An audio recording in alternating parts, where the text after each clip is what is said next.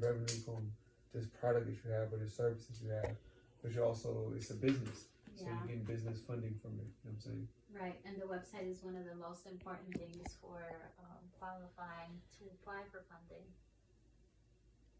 Yeah, it is. I'm Yeah, just setting my phone up here to record myself just to make sure that's cool with you guys. yes, Okay. it's cool. That's definitely one of the,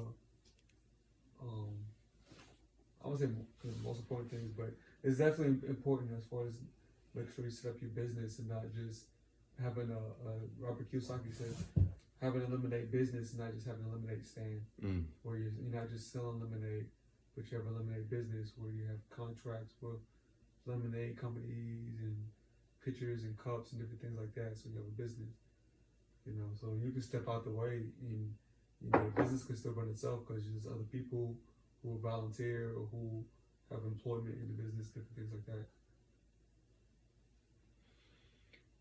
Yeah, those principles are very essential to have, you know, in any business. And that video that Matty J had really broke it down in a way that I'd never seen it broken down before, you know, and I'm still fully digesting all of it because, I mean, yeah, we take the next like 3 to 5 days to work on that form, that paperwork. Yeah, it's gonna take at least that, if not more, because you're going through like every year of your life and every one of your strengths and weaknesses and like every single area of your life essentially. So, you know, he even encouraged people. Have you ever made a resume? I do, yeah. Like a lot of the stuff like that was on there, like strengths and weaknesses and experiences of different jobs I've had and things I've done in certain parts of my life I already have filled out, so I could just copy paste that stuff in there. But filled out from what? From like my resumes and other things I've written, portfolios in the past, and things like recorded logs of, you know, certain events in my life. I have a lot in my notes from throughout the years. Oh, so it's things that you've thought about already. Yeah, and things like, because I've done dozens of interviews already with different people and have like recorded written transcripts and like. Have you completed any college applications? Yeah, many. Okay, cool. So you know you've written personal statements and cover letters? Mm-hmm. Okay. Yeah, so this is, for me, I'm gonna have a good foundation with that to start with. But it's definitely the most comprehensive, you know, way to create a portfolio. It should be pretty easy for you to put together. It's just a matter of organizing it. Yeah, into the Excel spreadsheet, because I haven't used that as much throughout the years. I see. Well, so that's a good opportunity to get comfortable with the platform. Mm-hmm. Yeah, so yeah, that's definitely. I mean, Excel is important for accounting. It is, definitely. I mean, I was using it for that actually when I was helping my mom for certain stuff. It's great that she already knows about that work. Yeah, she's taught me a lot about it too, because I know like she does all the taxes for my family, so you know it's important to know how to do all that stuff. She's really good at it. Yeah, so that's gonna be.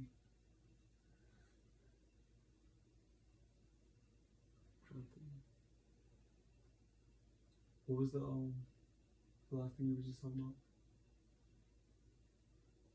We were talking about his mom doing counting. Yeah, before that, how did we get to that? Talking about the worksheet. Oh, Matty J's video and worksheet. And I was asking him, you know, about his experience doing applications and resumes and cover letters, things like that, which have a lot of the information that he's breaking down into the spreadsheets. Yeah. He just broke it down into a cohesive, you know, like storyline to where it's not just information, but you broke it down to it almost in a way where it's a conversation.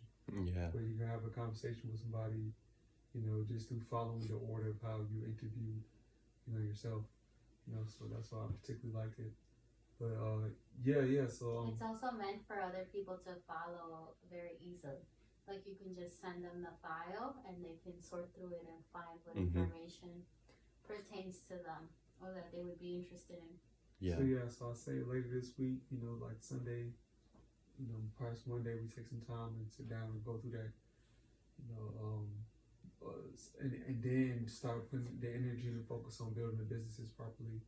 Like, okay, yeah, do these businesses, have their proper paperwork with the state, like as far as their EIN number, their registrations, everything in place, and then and then taking care of everything they need to properly build them out, so we're not just selling products, we're not just soliciting services, but no, here's our business and here's where you can tell more people about it, or here's where you can get help from such and such and such and such. Mm-hmm. So when it comes to our business, because at the end of the day, you just want to be a representative. People also respect me. Like people respect you when you say, "Hey, yeah, I work for," instead of "Yeah, so I have a business." Yeah. People respect this because it's much more common practice to work for a company or work for somebody else. Mm-hmm. So I'm even saying that to myself because that's how I'm gonna start telling people. Like, yeah, that goes back to branding. I work for the church. I work for the ministry. Yeah, that's how I represent. That's how I've been contacting all these organizations. That's something that I learned how to do within sales because you see how people are responsive to like, who is it that you're representing? I'm trying to fix it. I've just been working on that. When you're doing door-to-door for electricity and gas, the first thing people are going to ask you is, are you from Con Edison? Mm-hmm. That's the company that they know and trust to deal with their electricity and gas. So they want to know, like, am I talking to the right person? So we had to learn how to flip that, how to say, no, I don't work for Con Edison, but I'm the right person for you to talk to, and this is why. So that comes with having ownership of what company you are actually representing, and then giving that credential. Yeah. I think you got to talk more about that as far as that experience for you. You know what I'm saying? In your story. That was my college experience. I got to go on a lot of road trips and interact with people of all demographics. We worked in Hoboken, in Jersey City, upstate. There was road trips out here to Philly, to all over. And then when I went down to Atlanta, I worked all over Georgia and Mississippi, South Carolina, North Carolina. So I've been in all types of territories when it comes to sales. And I did really well. So this international firm that has, I think they've been around for over 25 years, and they have over 75 offices all over the world. Wow. So we're dealing with campaigns that are worth billions of dollars, like the electricity and gas. That's a $3 billion campaign. And then there was like charities, which is like sponsor a child, and that was like 1 billion, right? So these, we're representing this huge company that was starting off in America for the first time. So I got to be at the forefront of that and see how a company establishes itself when it's coming from a whole another continent. Interesting. Thank you. So that was really fun to work closely with millionaires and billionaires who are expanding business in that way. And work with other cultures like British people, Australian people, African people, from people literally from all over, because it's such a big deal that they're opening up in America, in New York. So they're all visiting and they're all training, and that's like home base for the office in Canada and California. And what was your role and responsibility within that? So I was brought in to open up an office in White Plains, which is upstate New York, from the main location in Manhattan, in Chelsea. So I worked in the office in Manhattan, and then they kind of use us to train and select the other people that are going to be sent out to the other offices. So we're the highest performers in the company, and we're utilized to train other people. And it's already predicted that we're going to be running like whole countries in the future. So I'm projected to open up in Colombia. This other person is projected to open up in Brazil, and just literally open up other countries. And this is all for your family, essentially, that you're doing it with? Or is... No, like I said, I was working for an international marketing firm. Oh, I see, doing okay. direct sales. So it's owned by British and Australian people. Oh, okay, so that's something separate from also what you're doing with your family with I'm working with my family now. He's asking me to tell you about my experience in my experience and my training in sales specifically. Yeah, I see. Yeah, that would fall underneath This was in 2013 category. when I was 21. That was a while ago. Oh, okay. That's why I said that was my college experience. That's what I did instead of going to college. Right. Wow. Okay. And do you still have those connections to this day? Yeah, they want me to start up a solar campaign here in Philly. They're really excited that I'm back in the Northeast. And I was working with them before I left. When I left college and I was, buying myself time to go back to college, I started working a campaign, but my body couldn't sustain it. So I was like, okay, forget it. I'll just go back to Georgia. So, and there's opportunities in Georgia, but here, like, it's really hot. Like we could make a lot of good money here.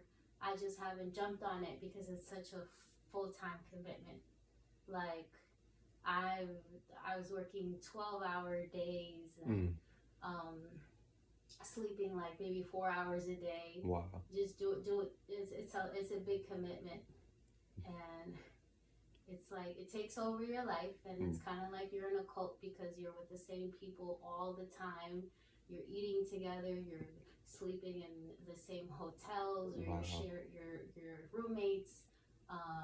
So it's kind of like that network marketing lifestyle that people get into when they're building offices, because you're building something very quickly. Yeah. So a day in the office is maybe like a regular week for someone,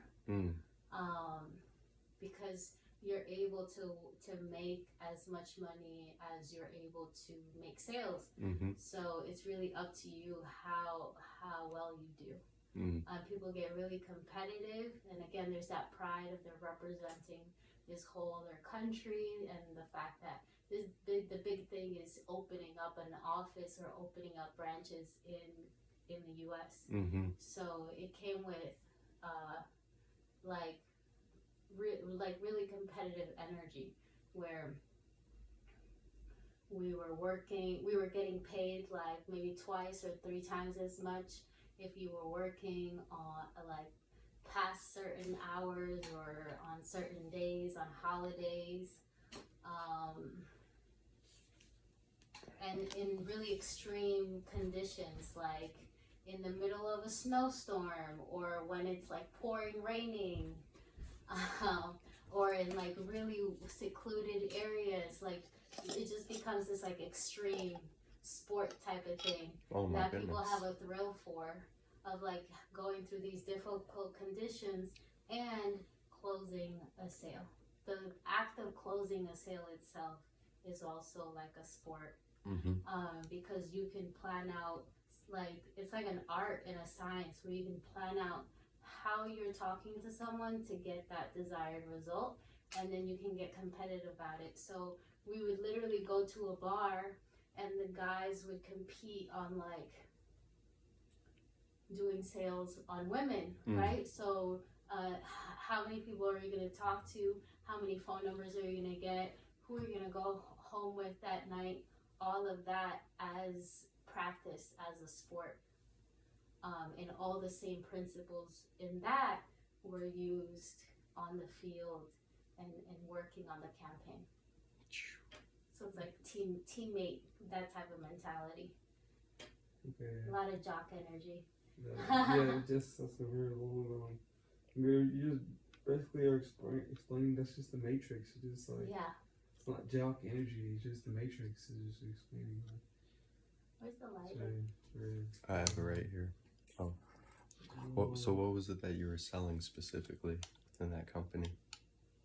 Electricity and gas. So we're brokers for like that specific commodity. I just completely forgot like why I even asked the question. It was just I didn't want to get fully in the conversation about the work environment, things like that.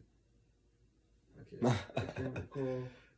Well, you said it was specifically for like the sales, understanding how your experience with sales has been, because that's the work experience that you can list, when you're writing out on the sheet,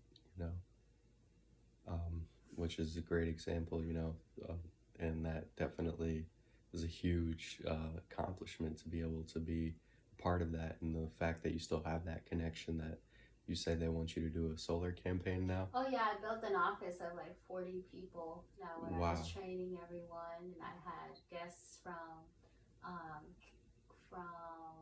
I know we had some from Pennsylvania ones, from Canada, from California, and they would be sent specifically to our office to train with us because we were the highest performing. So I pride myself in that, knowing how to build a business and knowing how to scout people, knowing how to hire them, how to interview them, how to hire them, how to fire them.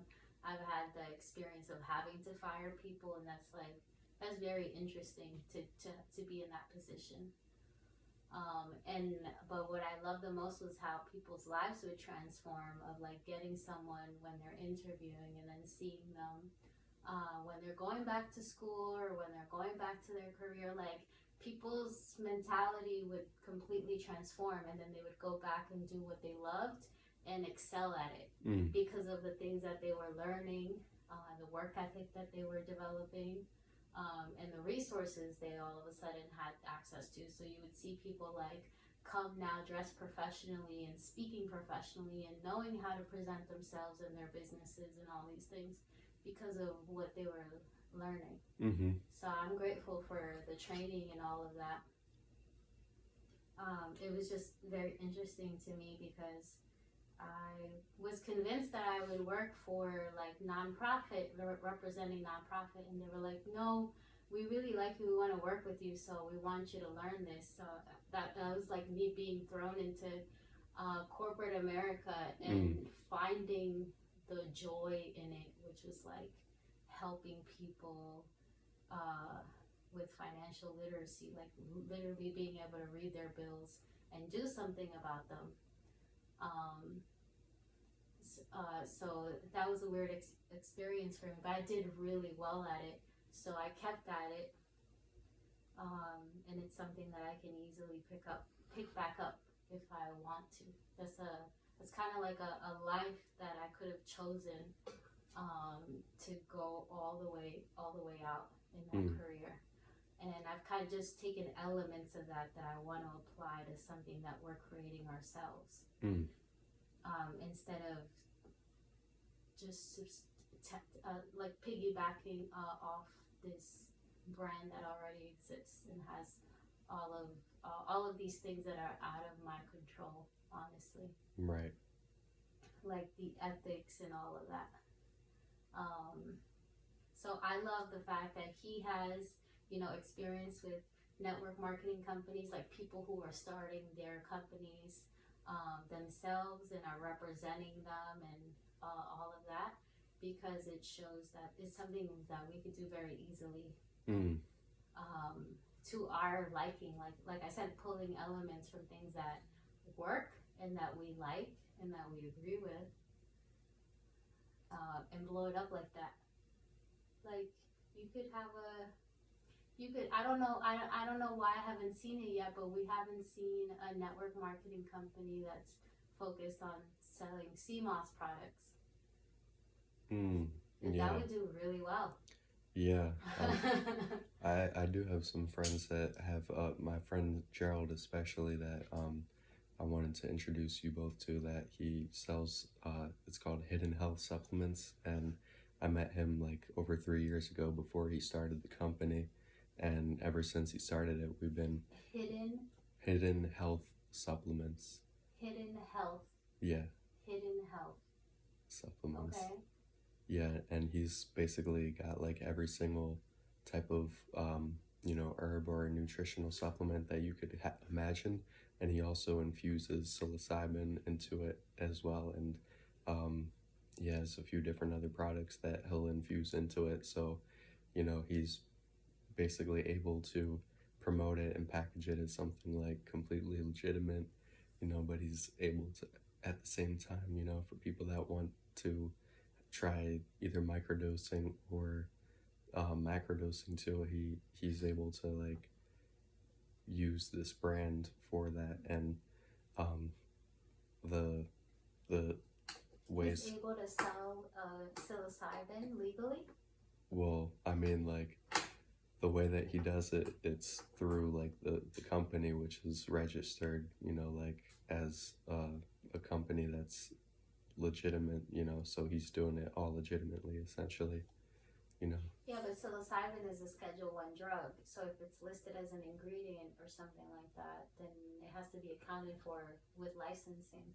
Yeah, I think he has like a special way of promoting it, to where it's like only the people that are able to like inquire about it deeper are able to find out that it's like got psilocybin in some of the products. But he has one of them that's called like he mixes the names around to basically give you hints of what it is, and but also operating under a church is something that like he wants to get deeper into, because he's expressed to me about all this stuff before. Basically, So the guy has a private members association. Only it's not selling anything. Only if you're a member of the association can you get whatever they have. Yeah, exactly. They don't have anything that's being sold. Yeah, I mean that's no different from like the accounts on Instagram that sell No, baked goods, but no, when you private actually members contact association, them, like you have your own company, and all people that's part of your company, you can actually get your actual product. So you have to join their organization or join their club.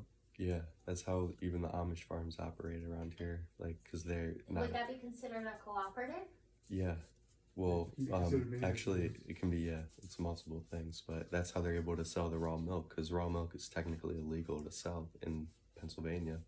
The only way they're able to sell it is through a private membership association, and they still are facing lawsuits, but they actually need help too. Like, if we approach them, like, there's this one company, Amos Miller, that they've got like a 7. Well, we definitely need more information on this like private groups association, like how those businesses are run. Yeah.